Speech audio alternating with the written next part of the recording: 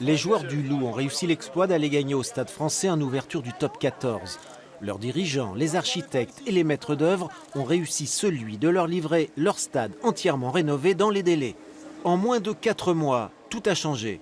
Gerland est désormais un vrai stade de rugby, conforme à ce que souhaitait le patron du Loup. Et j'avais demandé de la transparence. Quand on regarde, il y a de la transparence.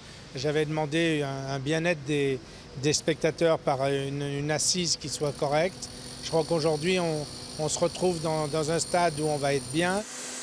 Le confort est à tous les étages, dans les loges, les salons, les coursives, mais aussi dans les gradins, dont la pente a été relevée pour améliorer le champ de vision. Il y a désormais moins de places, 35 000 au lieu de 41. Mais ce sont de meilleures places, plus proches des joueurs. Gerland a même réinventé la main courante, totalement oubliée du foot professionnel, mais pas du rugby. Je suis sûr que dès samedi, on va ressentir cette proximité avec les gens, cette accessibilité qui est assez facile, cet échange, voilà, ce partage. Et je crois que le rugby a toutes ces valeurs-là. Du foot au rugby, tout a changé et pourtant tout est comme avant, selon les exigences des monuments historiques. À l'extérieur, la nouvelle structure est vitrée et encadrée de noir pour, sous les projecteurs, s'effacer au profit de l'ancienne architecture. À l'intérieur, les architectes ont voulu réveiller l'esprit de Tony Garnier.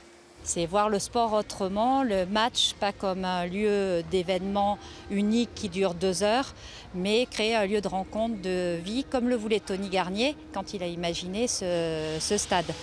Puisqu'on a cette grande courbe qui fait l'ensemble, qui ceinture le stade, parce que c'est un lieu de promenade. De la main courante au pied du gazon, jusqu'au dernier étage des loges VIP, il y en aura pour tous les prix et toutes les sensations. On a envie de connaître la suite, parce qu'un stade, aussi beau soit-il, c'est pas lui qui nous fera gagner. Donc on a besoin d'une équipe, d'un public pour le faire vibrer et pour y partager de grands moments d'émotion. Premier rendez-vous samedi 18h45 avec Brive pour premier invité.